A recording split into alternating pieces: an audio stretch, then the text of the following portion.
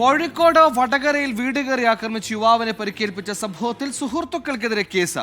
പതിയാക്കര സ്വദേശി സുധീഷിനെ മർദ്ദിച്ച സംഭവത്തിലാണ് സുഹൃത്തുക്കളായ 3 പേർക്കെതിരെ കേസെടുത്തത്. തൊഴിൽ സംബന്ധമായ തർക്കമാണ് യുവാവിനെ മർദ്ദിക്കുന്നതിന് പ്രകോപനം.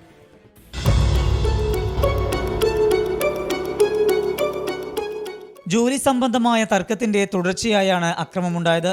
സുധീഷിന്റെ ഇരു കൈകൾക്കും പൊട്ടലുണ്ട്, അടിയേറ്റ് തലക്കും പരിക്കുണ്ട്. ചുറ്റിക, നഞ്ചക്ക് എന്നിവ ഉപയോഗിച്ചാണ് ആക്രമിച്ചതെന്ന് സുധീഷ് പറഞ്ഞു. നച്ചക്ക്, ചുറ്റിക എന്നിവ സാധനങ്ങൾ ഉപയോഗിച്ച് ആണ് അടിച്ചത്. അങ്ങനെ അവര് വീട്ടിൽ ആരുമില്ലാന്നവർക്കറിയാം, വീട്ടിൽ അത് അങ്ങനെ തന്നെ വന്നതാണ്. അപ്പോൾ അവരെന്നെ കൊല്ലാനുള്ള ശൈലിയോടെയാണ് വന്നത്.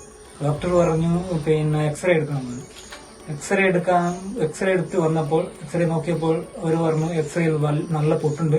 3 സ്റ്റിച്ച് തലക്കിട്ടിട്ടുണ്ട്, ഇടത്തെ കൈക്ക് 2 സ്റ്റിച്ച് ഇട്ടിട്ടുണ്ട്. സംഭവത്തിൽ 3 പേർക്കെതിരെ വടകര പോലീസ് കേസെടുത്തു.